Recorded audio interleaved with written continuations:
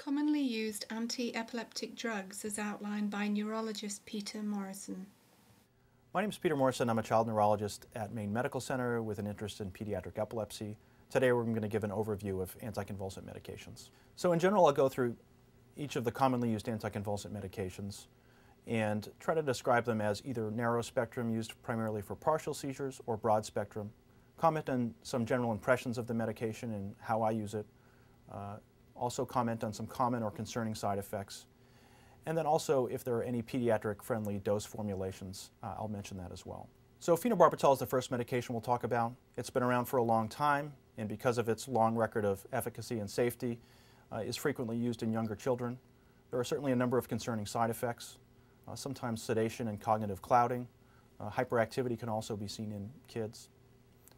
In terms of long-term use of phenobarbital, there's been some suggestion that it can adversely affect IQ. It comes in a variety of different tablet sizes and also comes as a liquid, which is relatively easy to administer. Dilantin, again, a medication that's been around for a long time, primarily useful for partial seizures. It's in general thought of as effective, low cost.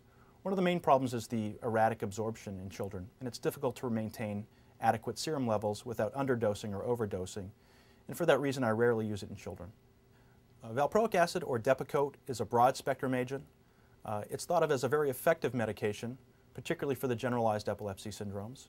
There are some rare but concerning organ toxicities, and for reasons I'll get into, it's not a first-line agent for young women.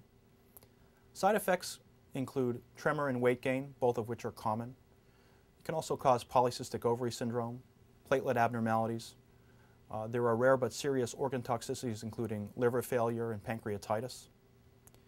In terms of use in young women, particularly of childbearing age, Depakote has clearly been shown to increase the rate of fetal major malformations. And for that reason, it's not a medication that I use as a first-line agent. In terms of pediatric-friendly formulations, it comes as sprinkle caps, which can be sprinkled in applesauce or yogurt or whatever someone may prefer. It also comes as a liquid. Unfortunately, the liquid needs to be given 3 times a day. Carbamazepine or Tegretol is another first-generation anticonvulsant. This is a narrow-spectrum agent useful for partial seizures, and this is important as it can make generalized seizures worse. In general, it's thought to be an effective medication. It has fewer cognitive side effects than the barbiturates. However, it is an enzyme-inducing agent, so it can interfere with the metabolism of other medications and may also have adverse effects on bone health. Children can also feel tired on the medication, have ataxia, or double vision. So those were the major first-generation anticonvulsants. There's a number of medications that have come out since 1993, which I have listed on the slide here. We'll go through many of these medications and try to highlight how they're used and some concerning side effects. Lamictal or lamotrigine is a broad-spectrum agent. It's useful for a variety of seizure types and can also be used in childhood absence epilepsy. In general, we think of it as a good broad-spectrum agent. It may be a good alternative to Depakote in the generalized epilepsies, particularly in young women. In general, it has a relatively clean cognitive profile and seems to be tolerated well. In terms of side effects, the major side effect that we worry about is rash, which can sometimes progress to Stevens-Johnson syndrome. The rash seems to be more likely when this is started quickly or added to valproate. And so the one downside of Lamictal is we typically need to start in small doses and slowly increase over a period of 6 weeks or so.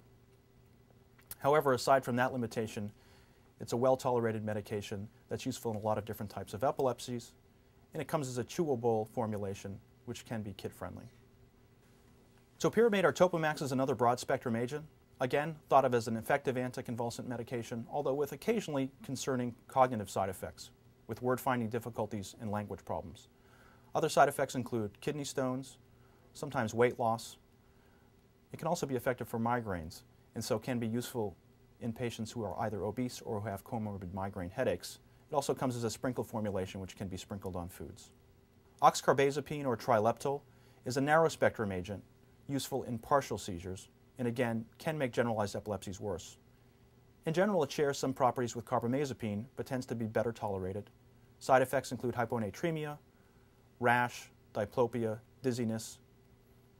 It comes as a liquid which can be easily administered. Levetiracetam or Keppra is another second-generation anticonvulsant that is being used frequently. It's a broad-spectrum agent useful for both general and partial seizures. In general, it's well tolerated. There are no organ-specific toxicities or drug-drug interactions, which makes it an easy drug to use. One concerning side effect are behavioral side effects. Perhaps 10 to 20% of children will become agitated and sometimes frankly aggressive, which can require discontinuing the medication. Overall, however, it tends to be well tolerated and comes as a liquid formulation which is pediatric friendly. Zonisamide or Zonegran is another broad-spectrum agent. It's loosely thought of as related to Topamax, but perhaps with fewer cognitive side effects. It's effective for a variety of seizure types. It shares some similar side effects to Topamax, including appetite suppression, weight loss, and kidney stones. Now, there are 3 medications that just came out in 2009, and we'll review those quickly here.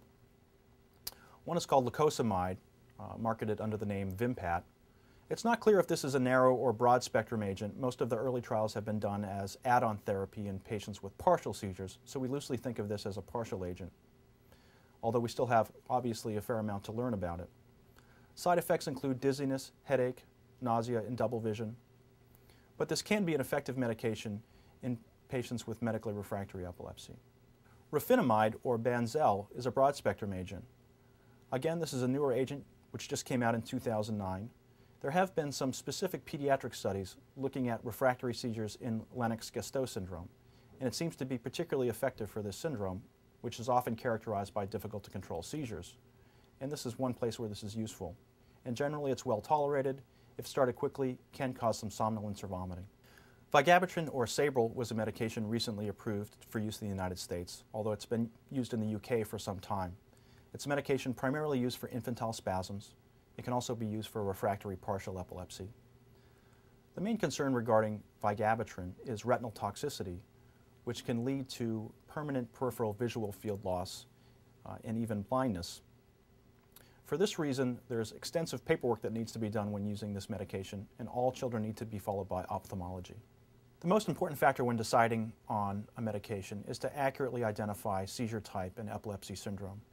And the reason for this is that generalized seizures can be made worse by the narrow-spectrum agents. In terms of efficacy, there isn't really any compelling data that one medication is necessarily more effective or better than another, although there are some caveats to this. Another important consideration in anticonvulsant selection is side effects. For instance, if a child's having behavioral problems, I would tend to avoid Keppra or levetiracetam. However, if there are concerns regarding drug-drug interactions, for instance, if a child's on a chemotherapeutic agent, then Keppra or levetiracetam may be a good choice. If someone's overweight or female, I would avoid Depakote. If there's concomitant migraine, I would consider Topamax or topiramate or Depakote, both of which are effective for migraine prevention. If someone's underweight, I would avoid Topamax or topiramate as it can cause weight loss. If there's a concomitant mood disorder, I would consider lamotrigine or valproate, as they've both been used as mood stabilizing agents. In general, while we know some common side effects of these medications can be unpredictable. Some are dose dependent, other side effects seem to occur regardless of dose. In general, the newer medications tend to be better tolerated and have a better cognitive profile. The long-term effects of these medications is still unclear. There are a couple other important considerations when using anticonvulsant medications. One that's come up recently is suicidality, and the FDA has required a black box warning on all anticonvulsant medications. The reason for this is looking at all the clinical trials that have been done. Those patients on anticonvulsant medications have a higher rate of suicidal thoughts or behaviors. This rate overall is very small, but it's still important to be aware of. There's some controversy regarding the use of brand name versus generic medications. It's important to remember that the active ingredient is identical and serum levels are often equivalent. And so in general, it's permissible to use generic substitutions.